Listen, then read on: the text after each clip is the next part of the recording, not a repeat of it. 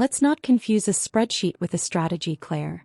The laugh started as a low ripple at the far end of the mahogany table and rolled toward me like a wave I couldn't outrun. Someone coughed to hide a snort. A pen tapped twice like a tiny gavel striking my credibility. The glass walls of the conference room at Marrow and Slate Advisors turned the sound into something bigger. Performative, echoing, public. I kept my expression neutral. Professional. The kind of face you practice in elevators. Inside, my pulse thudded so hard it felt like it had moved from my neck to my ears. My name is Claire Winslow. I'm 29.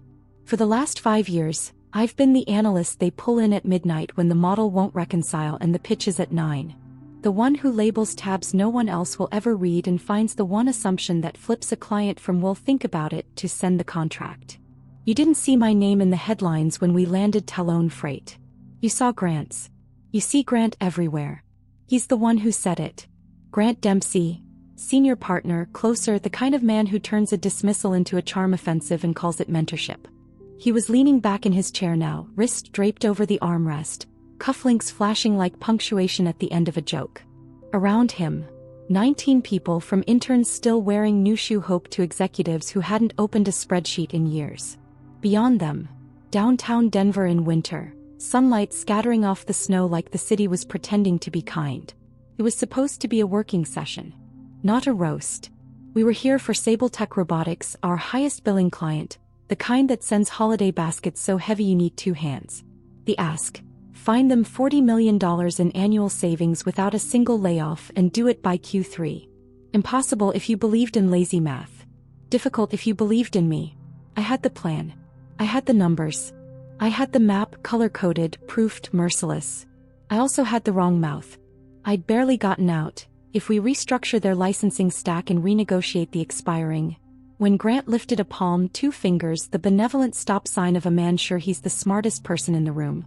Let's not confuse a spreadsheet with a strategy, Claire. The room obliged him with laughter. Not cruelty, worse. Familiarity. As if humiliating me was a ritual we all understood. I looked down at my notebook. A habit. A shelter. My handwriting was neat enough to frame.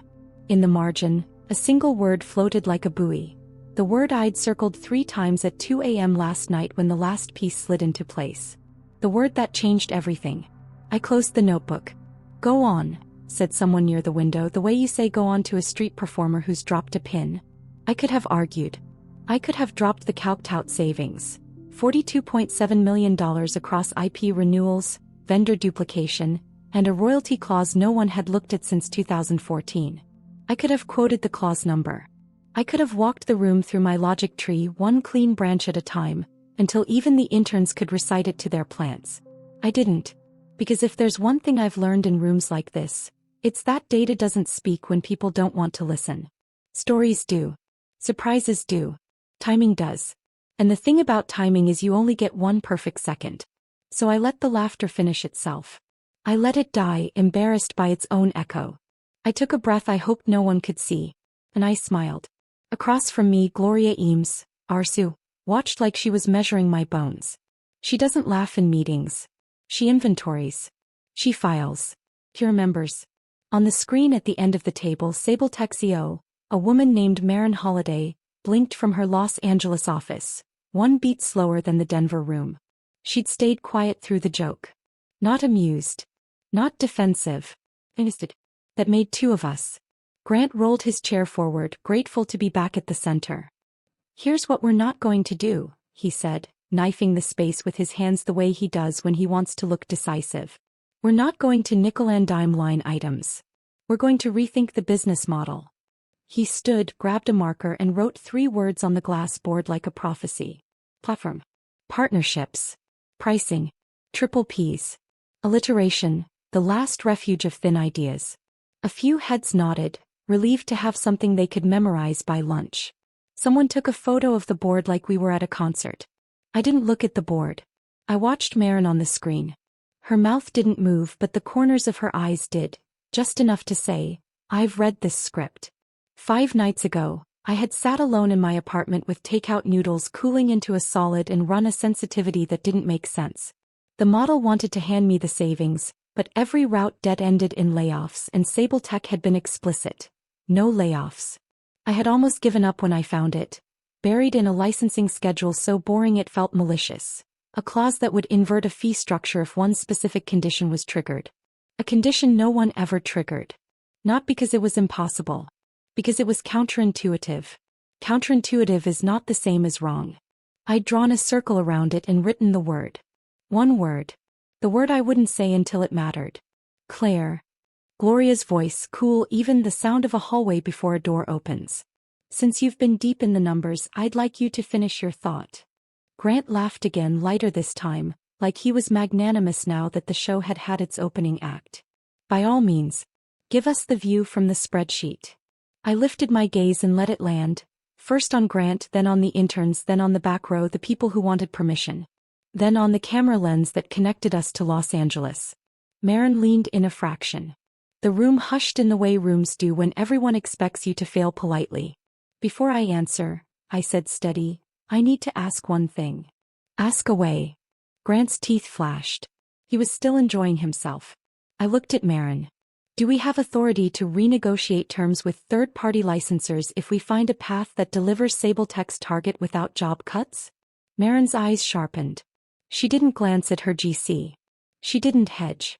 If you show me a path that does what you just said, you'll have authority before close of business. Grant opened his hands as if to say, see? This is how it's done. I nodded once. It wasn't for him. Then here's the short version, I said. We don't need to cut people. We need to flip a switch everyone's been afraid to touch. I let the silence breathe for exactly one beat. I could feel 20 heartbeats calibrating, waiting, leaning. I didn't give them the word. Not yet. Claire, Grant said, recovering his balance, we don't need theatrics. If you have a point. Theatrics are expensive, I said, still calm. Clarity is cheaper. A few chuckles this time. Not at me. At him.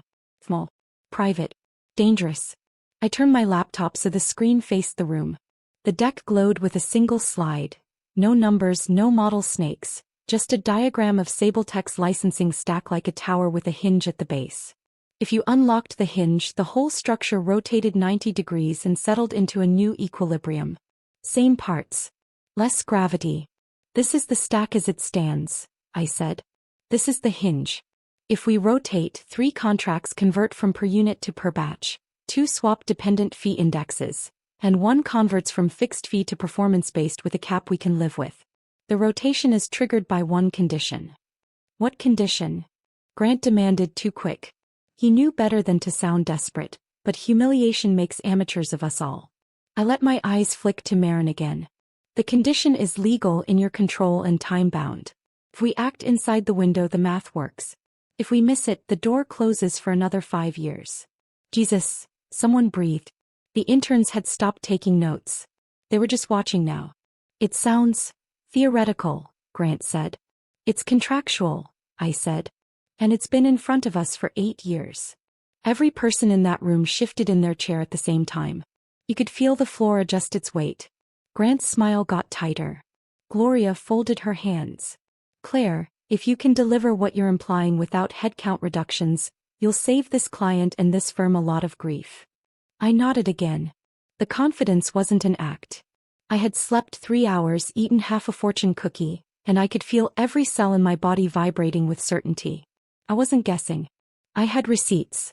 Grant tried one more time, softening his voice into something he probably practiced in mirrors.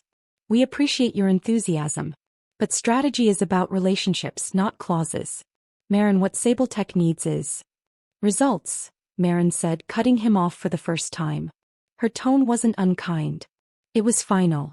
If Ms. Winslow can back this up, I want to see it. A small, precise line appeared between Grant's brows. He nodded, but he didn't mean it. I closed the laptop a fraction, enough to dim the glow but not the room. I'll walk you through the full mechanics, I said. But the center of this is one trigger. One word. When we invoke it, the rotation begins. And what, Grant said, patience fraying, is the magic word? I met his eyes and held them long enough for him to think this was about him. It wasn't. It was about the woman on the screen who had the power to say yes, and the COO across from me who had the memory of every meeting I'd ever survived, and the interns who were learning what to do when someone laughs at them in a room like this. I let the moment stretch until it hummed. Not yet, I said. You'll hear it when it matters. He laughed again, but no one followed this time. Outside the glass, a snowplow scraped the street and sent glitter into the air. Inside, the temperature had shifted almost imperceptibly. It was still their room. But for the first time all morning, the center of gravity moved. They thought they'd just watched me swallow an insult. They had no idea they'd just watched me load the spring. If you drew a line through my career at Marrow and Slate, it wouldn't be a ladder. It would be a seismograph, quiet hums punctured by sharp spikes where I solved something no one else wanted to touch, followed by the same old flatline titles on my email signature. I moved to Denver at 24 with 2 suitcases, a used Corolla, and the kind of optimism you only get once.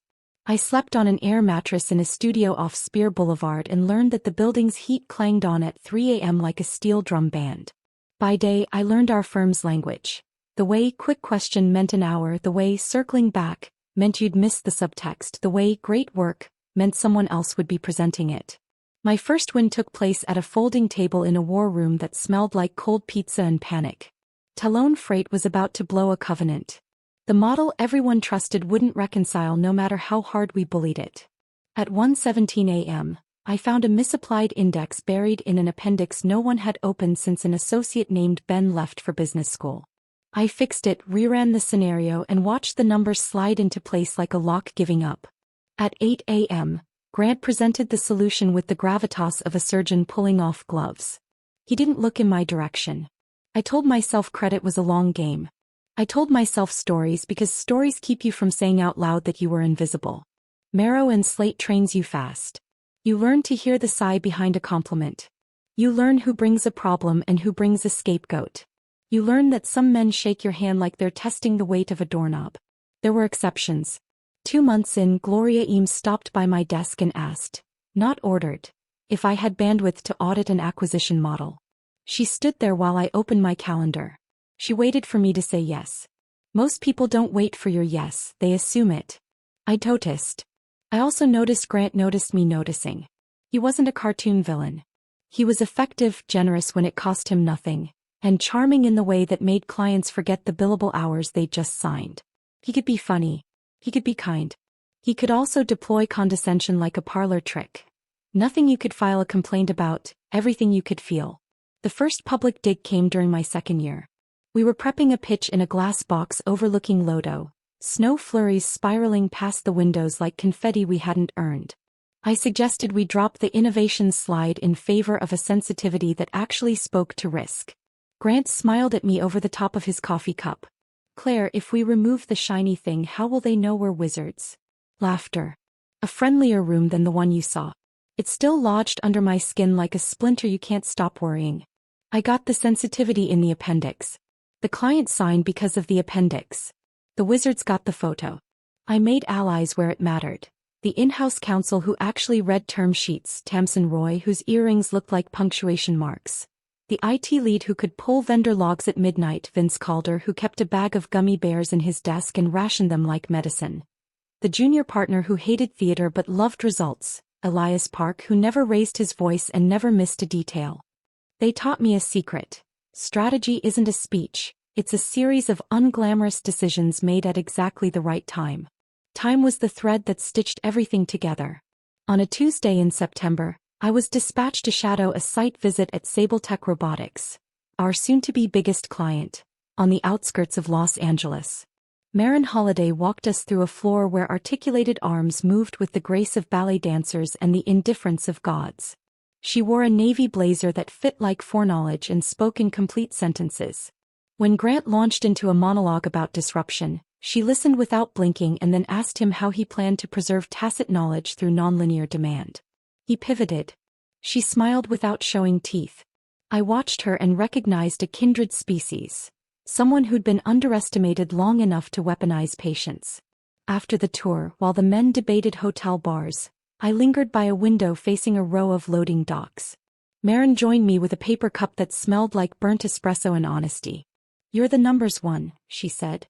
"I am," I said, surprised she'd noticed. "Do your numbers ever get detoured?" "All the time."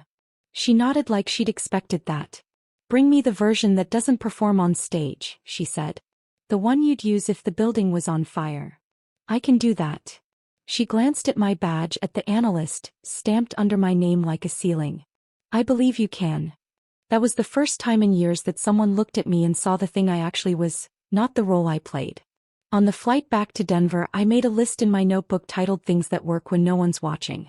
I filled a page. The firm had a culture of pageantry, off-sites with bad trust exercises in the foothills, a summer party where a jazz trio tried to outplay the sound of people networking, but it also had nodes of quiet competence. If you knew where to plug in, the lights stayed on. I kept plugging in. I kept the lights on. I also kept a ledger. Not to plot revenge, this isn't that story. To remember what I'd built when the story tried to make me forget. Every time I pulled a project out of a ditch, I wrote a line. Date, client, what would have broken, what didn't. When promotions came and passed me like weather systems, I'd open the ledger and make sure I wasn't hallucinating. I wasn't. The winter before the meeting you saw, something shifted under the surface. We lost a senior associate to a competitor with better stock options and fewer speeches. HR said all the right things in all the right fonts. The partners called it market dynamics. The staff called it Thursday. I called it a sign that we couldn't afford more theater. In January, Elias slid a binder across my desk with a post-it that said, "Read the footnotes." It held historical vendor agreements for 3 of our manufacturing clients, including Sabletech. Most people treat footnotes like lint. I treated them like a map. There, in 6-point font, were clauses that seemed decorative, dusty little ornaments no one had touched in 8 years. Some were dead ends. One wasn't. It described a trigger condition that would recast a fee base if a licensor reclassified a component under a specific standard. The standard had changed 2 years earlier, quietly as standards do. The reclassification hadn't happened at Sabletech because no one had asked for it. No one had asked because no one wanted to open a door they didn't understand. Doors like that gather superstitions. I scribbled a single word in the margin beside the clause. Then circled it. Then boxed it. Then snapped the notebook shut like I'd been caught staring. I didn't say the word out loud. Not then. Words have gravity. If you spend them too early, they don't fall where you need them. There were still the daily things to survive. The Monday stand-ups that weren't. The way Grant would translate my points to make them sound less precise and more palatable. The way people laughed when he did it, because laughing is easier than noticing. Priya Menon, a senior analyst and the closest thing I had to a friend, started bringing me tea on those mornings, sliding it onto my desk like a small act of civil disobedience. "Remind me why we do this," she'd say. "Because the right person hears the right sentence at the right time and everything moves," I'd say. "You really believe that?" "I have to." 2 weeks before the meeting, Marin emailed me at 10:42 p.m. her time. Subject line, pre-read. No emojis. No exclamation marks. Inside. "If you have a technical view that will save me a layoff conversation, send it. I'll read it myself." I stared at the screen until the blue light etched itself into my vision. Then I opened my notebook to the page with the word and began building a deck that spoke only in mechanisms and consequences. No fireworks. No alliteration. Just the hinge, the rotation, the window of time. I didn't send it. Not yet. I needed authority lined up like dominoes. I booked a 15-minute check-in with Gloria under the pretext of allocations. I told her we were missing something in the Sabletech stack that could move real dollars, and that if it was what I thought it was, we'd need legal at the table before anyone started talking like wizards. She nodded once and said, "Bring Tamsin." So I did. We sat in a quiet room with soft chairs that made you speak softly. I walked them through the hinge. Tamsin didn't smile. Lawyers don't smile when they're thinking. She said, "Show me the definitions." I did. She said, "It's there." Gloria said, "What's the catch?" I said, "Timing." Gloria glanced at the calendar on the wall like it might argue with me. "How small is the window?" 30 days from notice. Less if the licensor stalls. Will they stall? They'll try. She folded her hands. Then don't give them a reason to. That's how strategy actually happens. Not in speeches. In sentences that sound like that. The day before the meeting, I printed 3 copies of a 1-page brief with the clause highlighted and the path in bullet points even a person allergic to bullets could follow. One went into a folder labeled with my initials. One went into Gloria's hands. One went into a locked drawer in my desk because old habits die on their own schedule. That night I couldn't sleep. I lay on my back in the dark and watched headlights slide across my ceiling in clean white bands. I thought about Marin in Los Angeles, about a factory floor that looked like choreography, about people who needed their jobs to be more than jobs. I thought about the laugh I hadn't heard yet but could already feel in my bones. And then I thought about the word. I whispered it into the air just to hear how it sounded when no one could steal it. Sounded like a lever. Sounded like a door.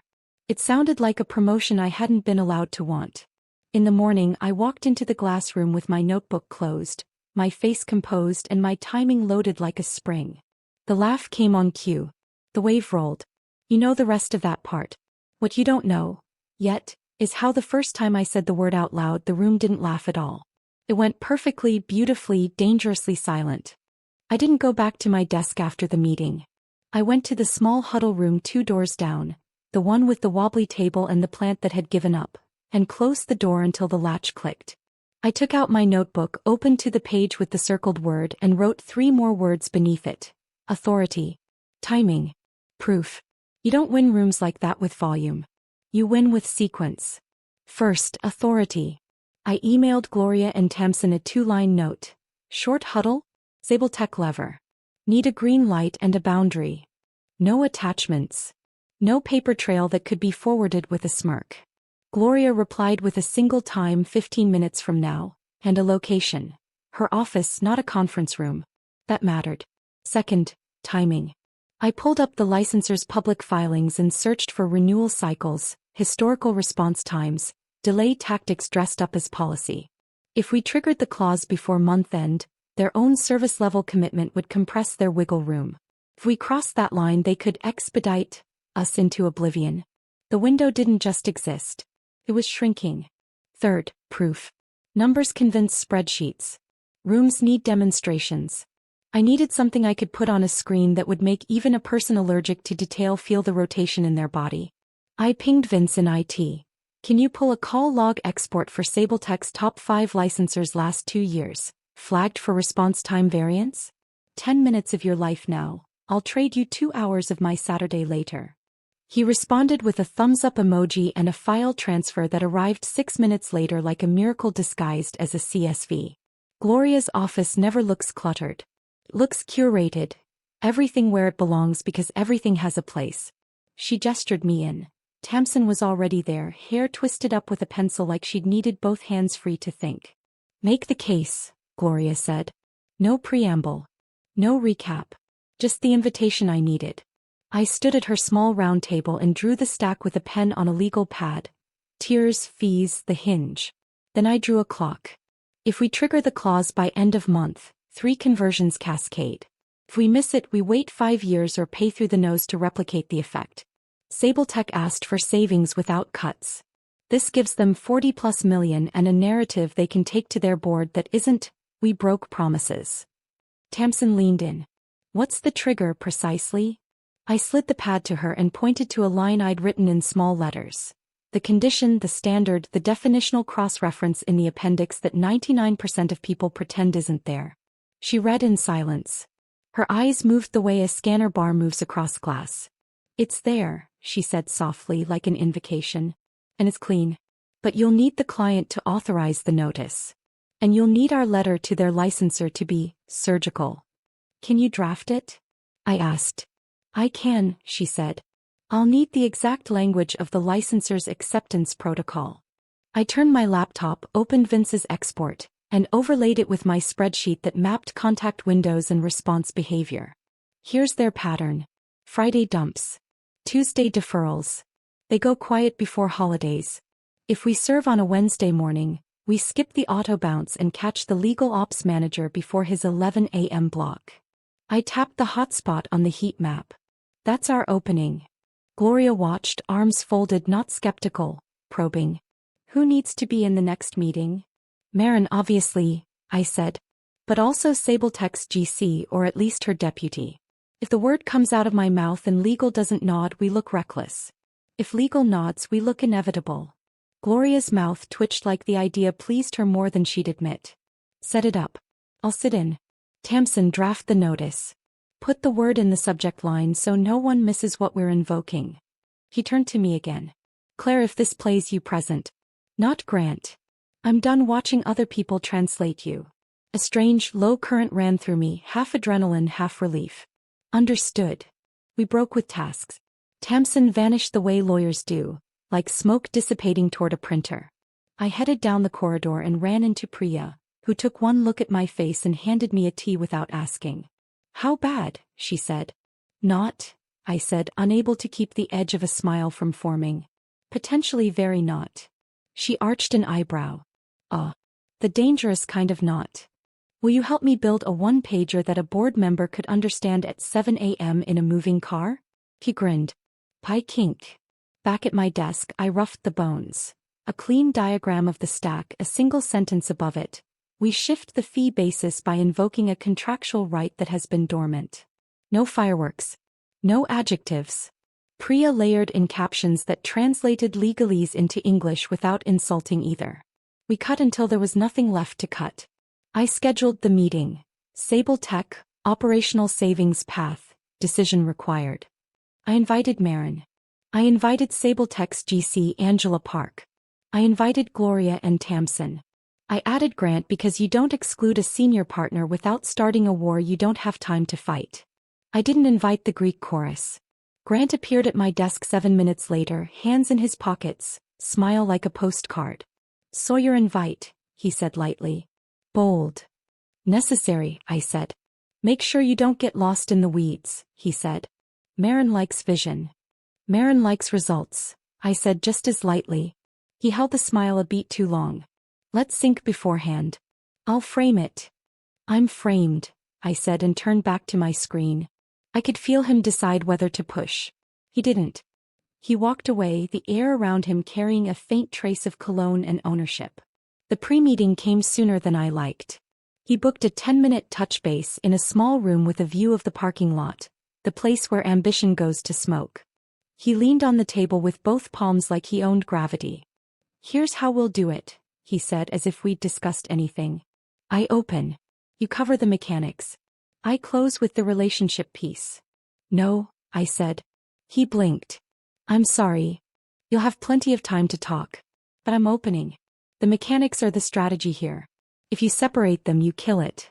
He gave a low chuckle, the kind that wants to sound paternal and lands as patronizing. Claire, trust me. I do, I said. To do what you've always done. That's the problem. A beat. Then another. Something moved behind his eyes, not anger exactly, calculation. Careful, he said softly. I am, I said. He let the silence sit there, heavy as a paperweight, then picked it up. Fine. Surprise me. He didn't mean it as permission. I took it anyway. The afternoon slid into a choreography of small tasks that felt like locking doors behind me. I asked Vince to ready a live model so I could show the rotation effects in real time. I had Tamsin's draft on my screen by 3. 2 paragraphs, crisp, unambiguous. The words sat in the subject line like a fuse. She'd also tucked a line into the body that would box the licensor into a clear response category. No ambiguous acknowledgments, no received, reviewing, purgatory. It was surgical. I printed 2 copies and walked them down to Gloria. She read standing up, lips moving without sound. Good, she said. Send this to Marin and Angela the moment they say yes. Not before. Understood. I paused at the door. If this works, I said and then stopped. I don't ask for things. It's not how you survive rooms like ours. Gloria didn't look up. If this works, she said for me, we'll talk about your title. I nodded once because anything more would have been a tell, and left before my face could betray me. At 4:11 I got an email from Marin. Confirmed. Angela and I will join. Bring the lever. No signature block. No flourish. I felt the corner of my mouth lift. I forwarded the invite update to the room and shut my laptop for exactly 60 seconds, breathing like I'd just surfaced. Walk me through it, Priya said, dropping into the chair next to me. She was my rehearsal room and my audience of one. I stood and delivered the spine, the hinge, the rotation, the window, the notice. She stopped me twice. Once to cut a sentence that made me sound like I was apologizing for being right. Once to slow down on the word trigger, so it landed. This isn't a magic trick, she said. It's a right. Own it. Own it, I repeated like a tiny oath. At 5:02 my phone buzzed with a text from an unknown number. Angela Park. Marin looped me in. If you have sites for the definitional cross-reference, send them. I prefer to enter meetings with ammunition. I sent them. The section numbers, the historical change notice from the standards body, the licensor's own guidance that they'd buried in a PDF on page 36. She responded with a single word, clear. By 6:30 the office had thinned to a skeleton. People with lives, people with deadlines, people who had stopped pretending there was a difference. I packed my bag with the one-pager Tamsin's draft and my notebook.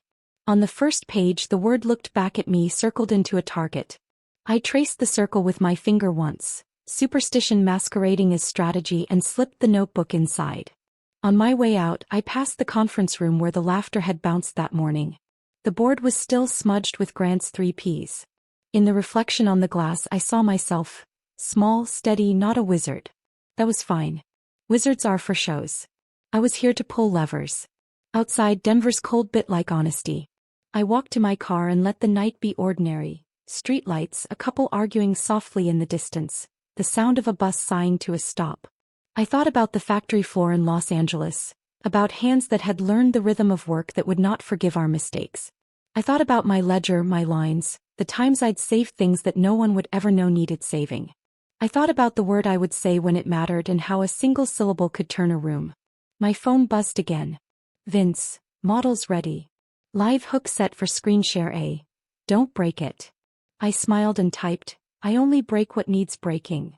Tomorrow at 9 a.m. we would all sit in a different room. There wouldn't be laughter. There would be a clock. I would say a word. And when it landed the hinge would move. The spring was loaded. By 8:30 the next morning, the main conference room was already lit like a stage, too bright for anyone to hide in. The long table gleamed with the kind of polish that makes you think twice about setting down your coffee without a coaster. Outside the glass, downtown Denver was waking up in slow motion. Lights sliding down the facades, buses pulling into stops with mechanical sighs, people in coats hunching into the wind. I walked in early. Not eager early, strategic early. Early enough to choose my seat, but not so early I looked nervous. I claimed the third chair from the end, just far enough from the head to signal I wasn't trying to own it, just close enough to own the conversation when I spoke. My laptop was open but dark. One pager on my right. Notebook on my left. The circled word sat on the top page like a loaded round. Grant arrived 2 minutes later, all confident stride and cashmere overcoat, the faint smell of citrus cologne marking his entry. He tossed his coat on the back of a chair at the head and glanced at my setup like he was inspecting a chessboard. Morning, he said, the kind of morning that sounds like let's play nice. Morning, I replied, the kind that means we'll see.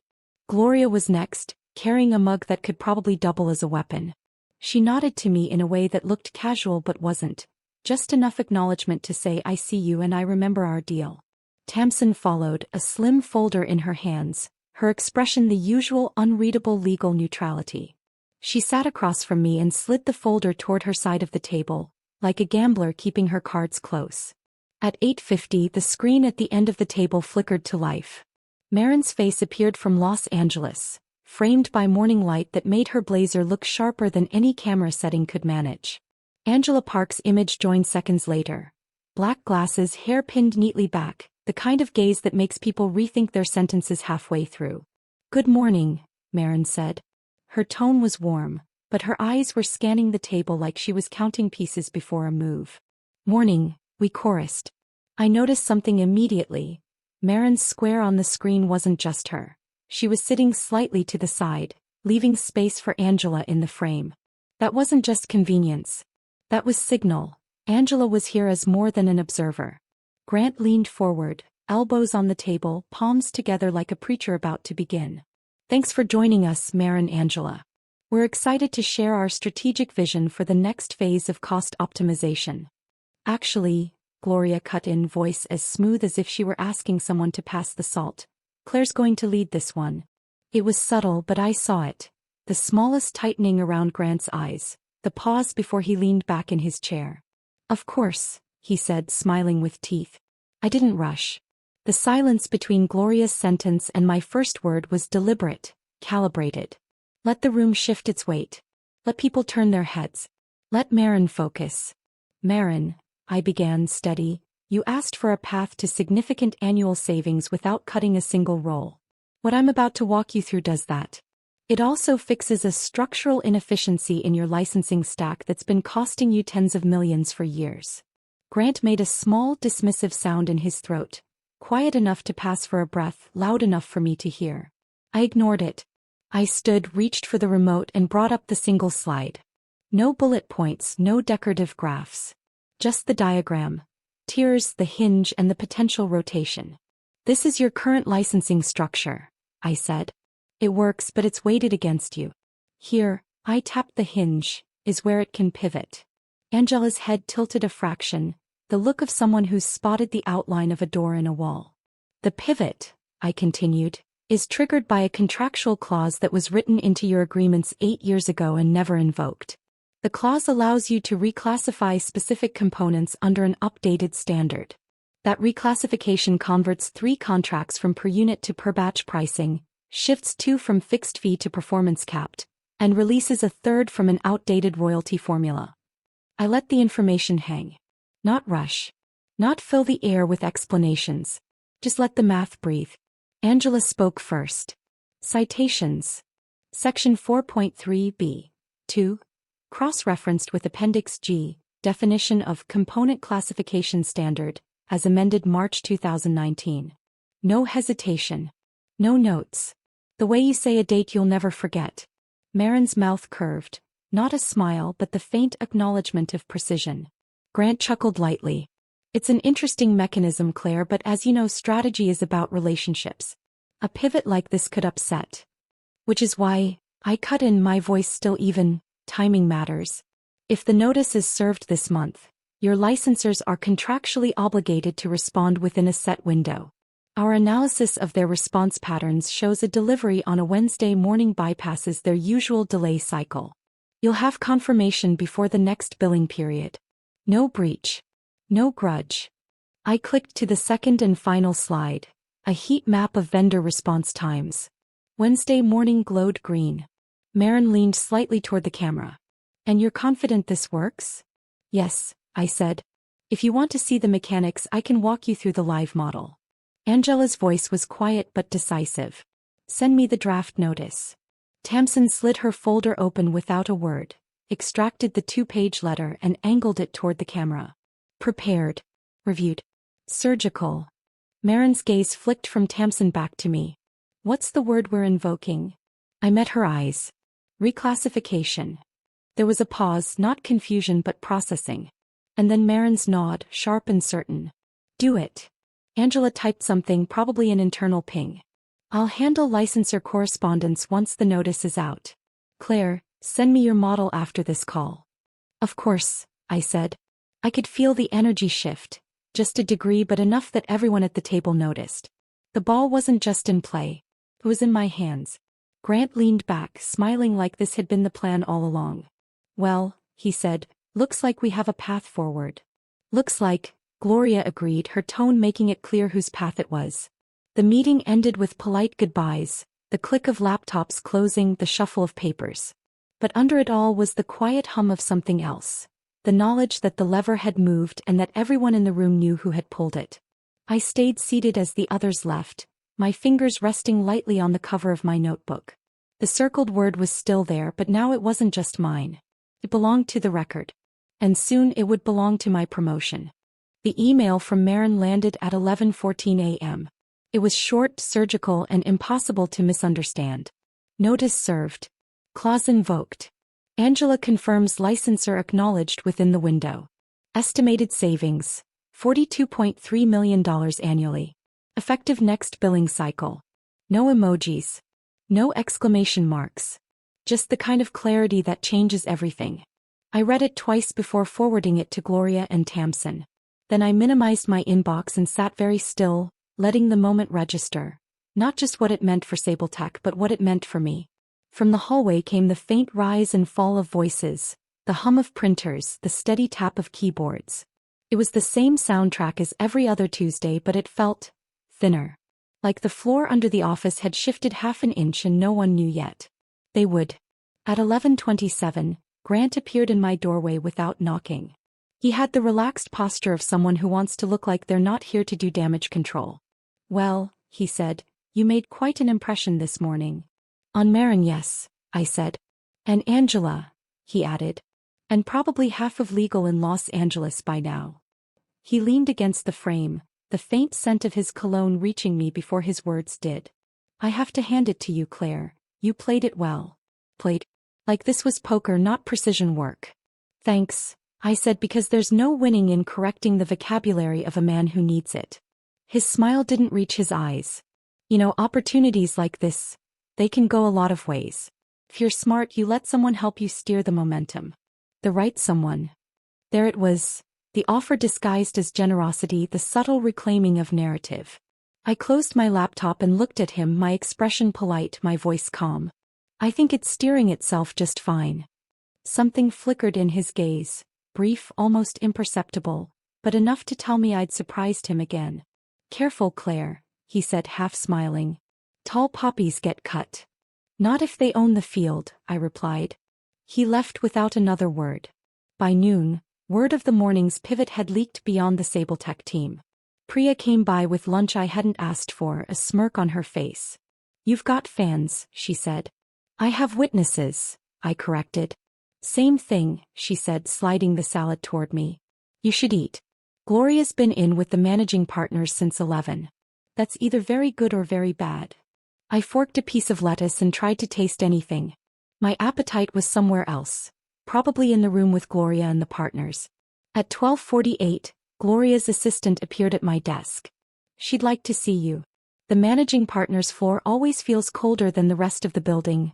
Glass, steel, air conditioning dialed to intimidate." Gloria's office was at the far end, her door open, her expression unreadable. "Close it," she said. I did. She gestured to the chair across from her desk.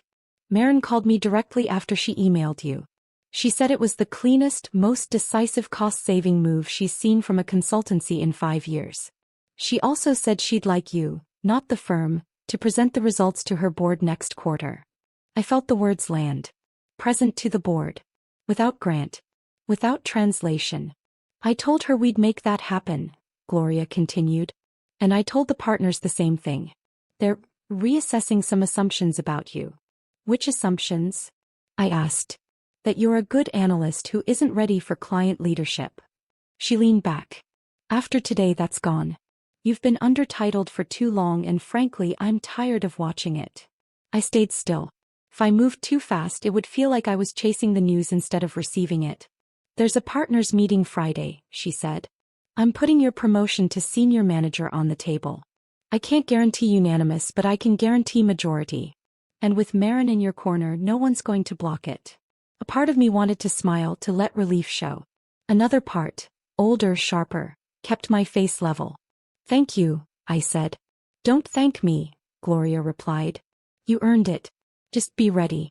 There will be pushback. And not all of it will be in the room." I nodded once. Understood.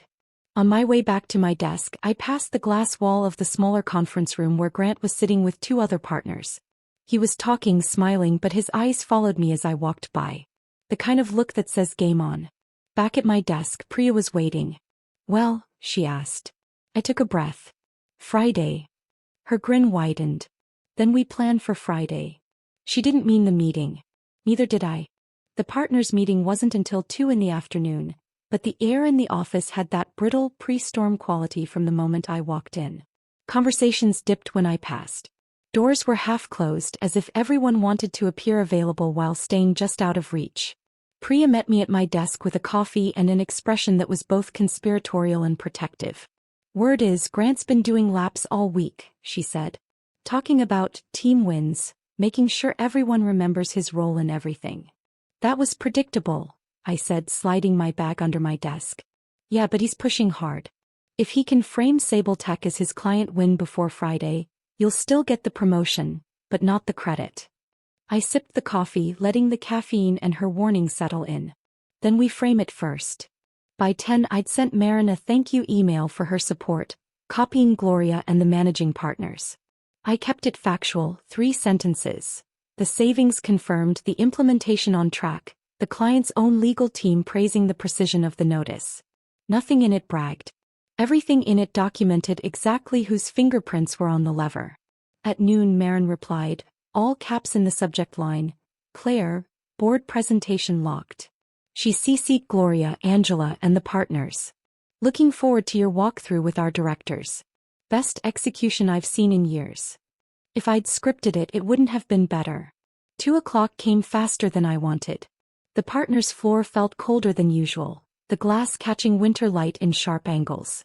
Gloria's assistant waved me into the boardroom, a long rectangle of polished wood and high-backed chairs. 12 seats. 11 occupied. Grant was already there, leaning back, a practiced smile on his face. He greeted me like we were co-defendants. Big day, he said. Yes, I said. It is. Gloria started the meeting without ceremony. We have a single promotion on today's agenda. Senior Manager, Client Delivery. Claire Winslow. She glanced at me. Before we vote, I've asked her to give us a 5-minute overview of the Sabletech pivot and its outcome. Grant's smile tightened, but he kept it in place.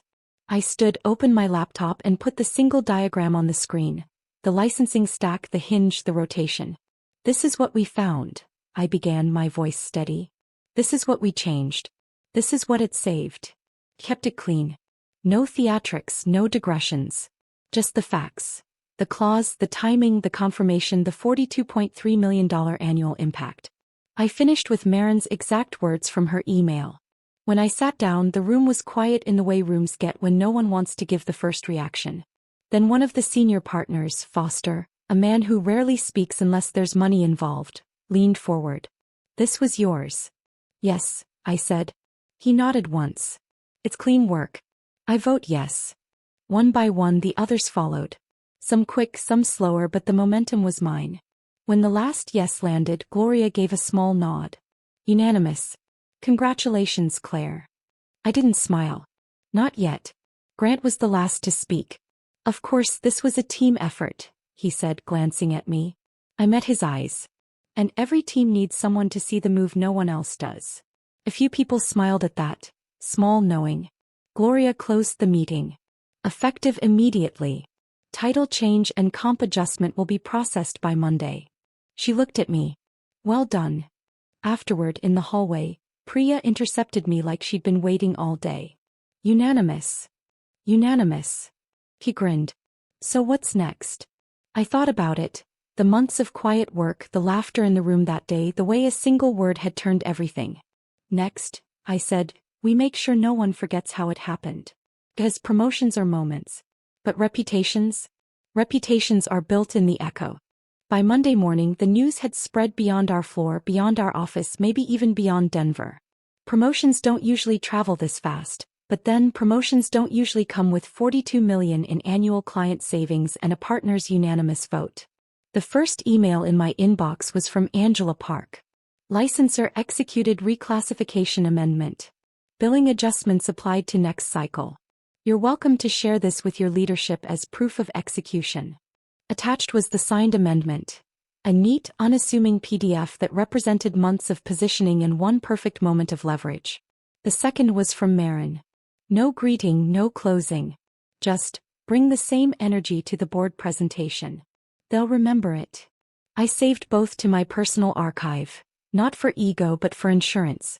Memory in this business is selective. Documentation isn't. By mid-morning, people I'd barely spoken to before were stopping by my desk, offering congratulations in tones that ranged from genuine to calculated.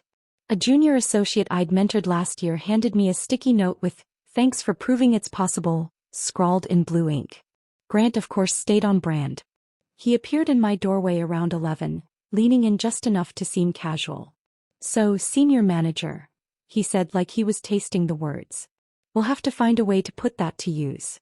Kept my tone even. "I already have." His smile flickered just a hair before he backed away with a, "Let's catch up later." Gloria came by shortly after. She didn't sit. He didn't have to. "Marin's already told 2 other clients about you," she said. "One of them's asked if you can take a look at their supply contracts. I'll clear your plate." "Thank you," I said. She gave a short nod. Don't thank me.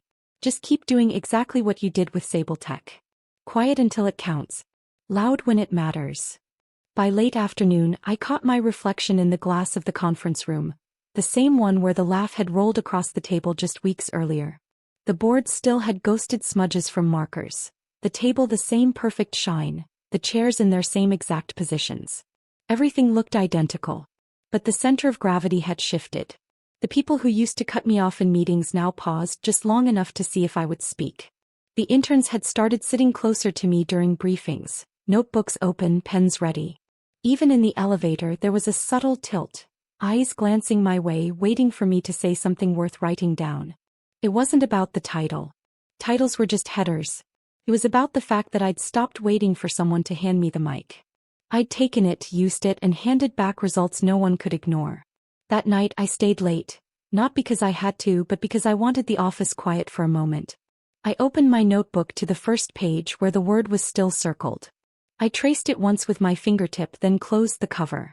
In my ledger I added a line, Sable Tech, reclassification trigger invoked, $42.3 million annual savings, promotion to senior manager.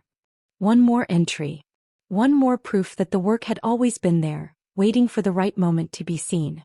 Sometimes leverage is a legal clause. Sometimes it's a single word. And sometimes, it's knowing that once you've moved the hinge, the whole structure can never go back to the way it was. 2 weeks after the promotion, I was on a flight to Los Angeles, my laptop balanced on the tray table, the Pacific coast already glowing under a late afternoon sun. Marin's board presentation was in 2 days, but she'd asked me to come early, to walk the floor and hear the noise, as she put it. Noise matters. It's where the real metrics live. When I stepped onto Sable Tech's production floor again, it didn't feel like the tour I'd taken months earlier. Marin walked me through aisles of articulated arms and conveyor systems, stopping every so often to greet someone by name and introduce me. This is Claire, she'd say. She's the reason we didn't have to cut a single job this quarter. The first time she said it, I smiled politely. The third time I realized she was doing it on purpose, making sure the story of the savings and my role in it became common knowledge all the way down to the loading docks. That night, over dinner, Marin laid it out. You didn't just save us money. You bought me trust with my people. They know I fought for their jobs and I can prove it with your numbers. That's leverage you can't buy.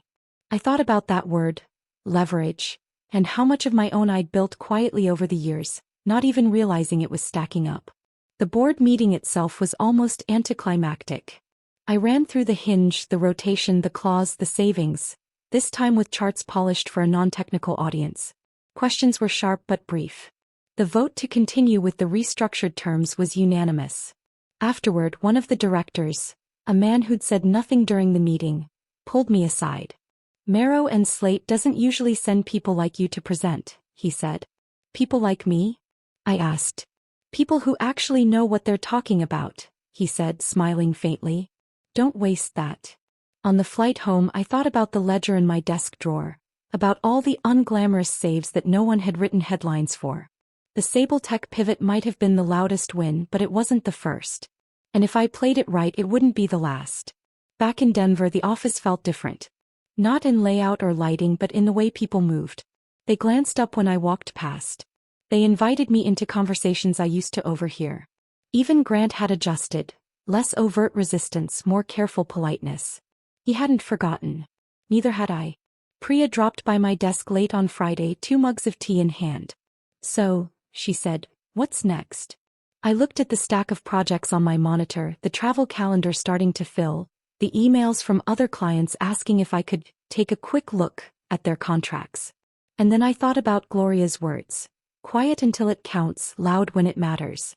What's next, I said, is making sure this isn't a one-off. We make this normal. He grinned. Normal sounds dangerous. It is, I said. For the right people. That night, before leaving, I opened my notebook again. The circled word was still there. Now just a reminder, not a secret. I flipped to a new page and wrote another single word, one I wouldn't say out loud until the timing was perfect. Because the long game isn't about the last move you made. It's about the next one they never see coming.